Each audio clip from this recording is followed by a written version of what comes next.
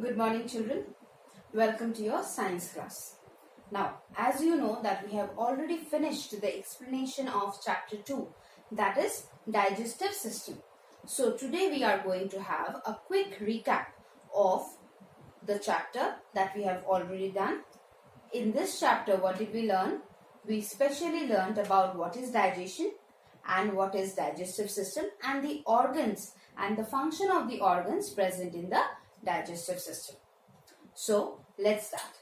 Today what are we going to do? We are going to have a recap of the whole chapter in the form of a chart. I have drawn the chart of all the organs present in the digestive system, and I have also written their work, the work done by each of these organs individually. Okay, so let's start. First of all, what was digestion? Digestion is the process of breaking down the food into smaller particles, right? Digestion is the process of breaking down the food into smaller particles. Now, from where does this process starts and what is the first organ? The first organ is the mouth. The food enters our body through the mouth, and in the mouth, the food mixes with saliva. What produces the saliva?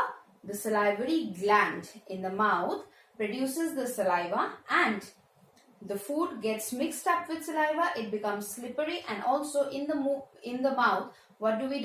We chew the food. In the process of chewing the food, we break down the food particles into smaller particles.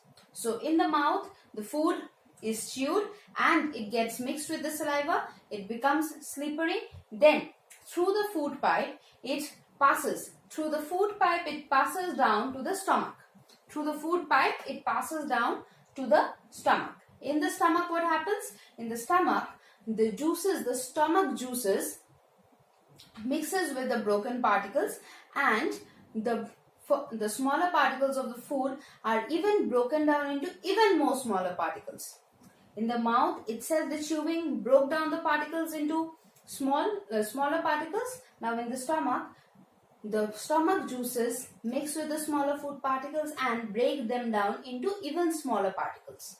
Now, from the stomach, the food particles, they move to the small intestine. That is the smaller particles. They have already been broken down to very small particles, so that moves on to the small intestine. And in the small intestine, what happens? In the small intestine, the bile juice from the liver. The bile juice is secreted by which organ? By the liver. The liver is the heaviest and the largest organ. You see? The liver is the largest and heaviest. Children, this is a very important point. Just remember this. Okay? The liver is the largest and heaviest organ in the body. So from the liver, the bile juices is secreted, and it also goes to the small intestine. The bile juices also moves to the small intestine. And in the small intestine, the smaller broken particles of the food mixes with bile, and there what happens? In the small intestine, the important nutrients, you see, absorbing useful nutrients. That is, in the small intestine, the useful nutrients that are present in the food particles get absorbed by the body. From the small intestine, that the food particles move on to the large intestine. In the large intestine, the water and the minerals that are present in a food, as I already told in my explanation, that every kind of nutrient is present. Water is present, vitamins is present, minerals present, carbohydrates, fats, proteins. So all the other nutrients are absorbed in the small intestine, and the water and the minerals from the food are absorbed in the large intestine.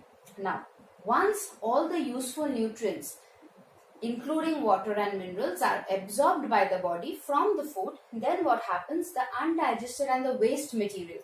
The undigested waste material is passed on to the anus, and from the anus, it is thrown out of our body. Okay? From the anus, the waste material that has been let's say, the part of the food which was not useful to us are the waste materials that are created, and that is thrown out of our body through the anus. So this was our digestive system. What are the organs? We have mouth, where the food mixes with the saliva, chewing happens, then it moves to the food pipe. Through the food pipe it goes to the stomach. There further breaking down of the food particles occur.